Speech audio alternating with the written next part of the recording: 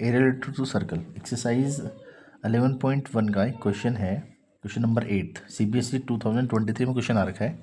Question कुछ ऐसा है, a horse is tied to a peg.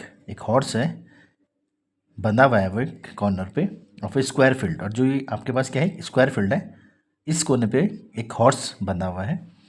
Grass field of side 15 metre, और जो इसकी साइड है स्क्वायर की वो कितनी देर की है, 50 मीटर। और आप सभी जानते हैं स्क्वायर ऑफ साइड हमेशा क्या होती है, इक्वल होती है। तो चारों तरफ 15 15 15 15 होगी। अब जो ये हॉर्स है ये 5 मीटर रूप से टाई हो रखा है, 5 मीटर रूप से टाई हो रखा है। The area of the part of the field in which the horse can graze. तो हॉर्स कितने एरिया में ग्रेज करेगा, देख रहे होंगे आप यहाँ से, ये मैंने एक एरिया बना रखा है आपके लिए।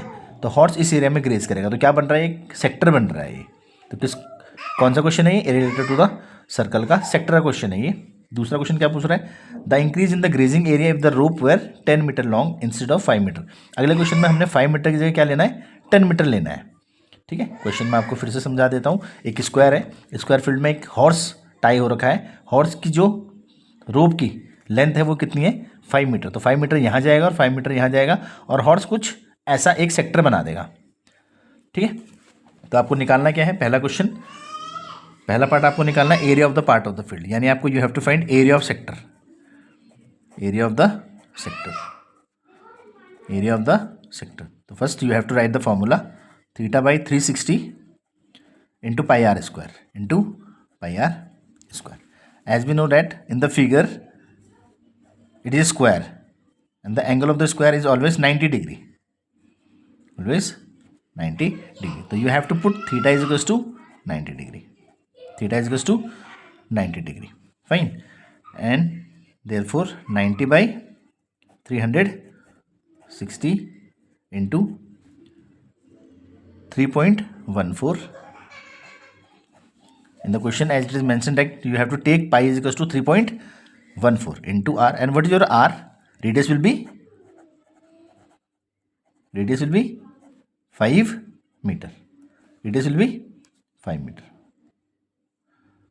ये यहाँ से लेकर यहाँ तक और यहाँ से लेकर यहाँ तक घोड़ा चल रहा है, तो ये आपका 5 मीटर होगा, ये भी 5 मीटर और ये भी 5 मीटर। तो radius will be 5 metre. Then your calculation भी 5 इंटू 5, 0 0 9 1 9 9 4 जा 36। तो 3.14 इंटू 5 5 जा 25 डिवाइडेड बाई 4, फाइन, और इट बिकम्स 19.625, 19.625 मीटर स्क्वायर। तो this is the area of the sector. The first question, the area of the part of the field in which the horse can graze. The area of the part, the area of the part of the field, part of the field in which the horse can graze, in which the horse can graze, horse can graze will be 19.625 meter square. This is your first part. Now comes your second part. So what comes in second part, the increase in the grazing area if the rope were 10 meter long instead of 5 meter. In the first question, in the first part, you have taken the rope is 5 meter. Now you have to take rope 10 meter. Now radius will be 10 meter. Fine. In the first part, radius was 5 meter. Now in the second case, radius will be 10 meter. So same area of the sector, area of the sector, theta upon 360 into pi r square. पर इस question में एक चीज़ नहीं है कि radius change हो गया आपका, पहले 5 मीटर था, अब उसने बोला 5 मीटर की जगह आपने 10 मीटर यूज़ करना है। थीटा सेम रहेगा 90 डिग्री क्योंकि स्क्वायर है, तो 360 इंटू 3.14 इंटू 10 इंटू 10, फाइन, 0 0 9 1 9 9 4 जा 36, 2 2 जा 4, 2 5 जा 10, 2 5 जा 10, तो 3.14 into 25. Now it becomes 78.50. The increase in the grazing area.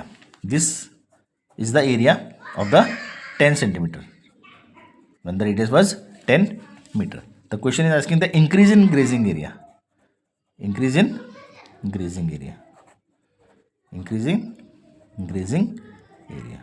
So you have to just subtract 78.50 minus 19.625, तभी तो आपका इंक्रीजिंग निकलेगा। अगर आपसे ये पूछा जाए इसका कितना एरिया निकला, आपसे क्या पूछा जा रहा है, increase in the grazing area. जो आपका 5 रेडियस जो 5 मीटर था उसका एरिया कितना था 19.625, और इसका जो है 78.5 मीटर स्क्वायर आया।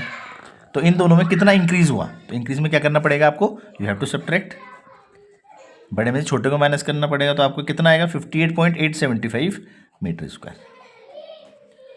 तो ये आपका क्या है, इंक्रीज इन ग्रेजिंग एरिया। ठीक है, चलो थैंक यू।